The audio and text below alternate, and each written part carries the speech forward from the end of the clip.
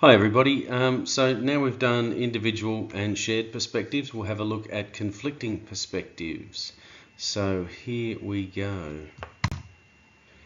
Alright, so the first conflict that we see in the book is basically Reynolds suggesting that the historians of the early 20th century are basically just not even that they're whitewashing the history, they're just basically forgetting about a lot of Indigenous history and not putting them in.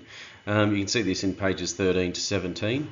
And part of the reason he gives for that is that historians are looking to define this new nation. It's only just gone through nationhood in 1901 or whatever. And so they're sort of perpetuating the lie that Reynolds believes Australian history is built on, rather than the truth he's wishing to purvey. So then we have the contemporary historians versus Reynolds.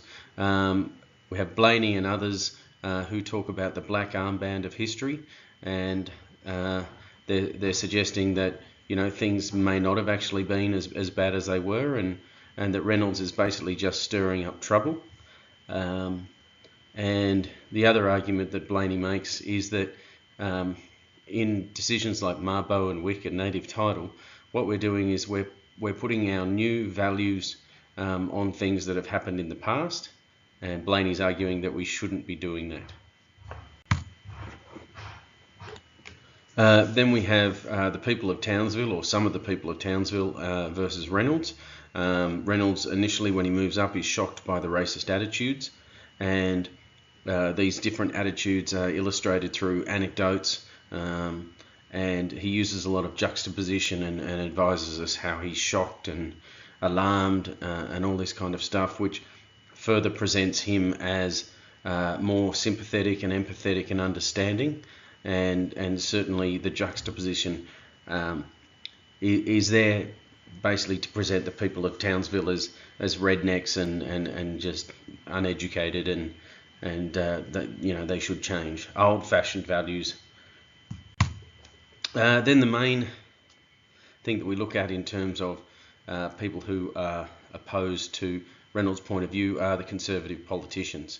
So it's mainly seen through conservative political leaders. Keeping in mind conservative in this case when we talk about it is in terms of trying to keep things as they are. There's no desire or wish for change. So yeah, looking at John Howard, Tim Fisher and Pauline Hanson. So the Wick decision is one of the great ways in which Reynolds presents his viewpoint as opposed to John Howard, Tim Fisher and the National Farmers Federation, basically by sort of rubbishing their arguments against his.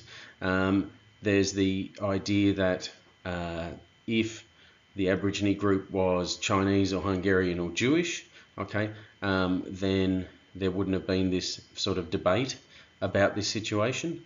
And then one thing Reynolds does to attempt to point out the hypocrisy of the government is how the government's foreign policy has a commitment to human rights and justice, and he juxtaposes this with the position on native title to basically illustrate the hypocrisy. And that's what he does with each of the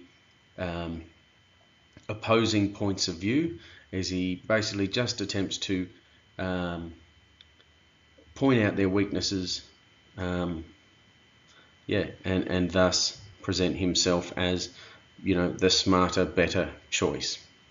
Thank you.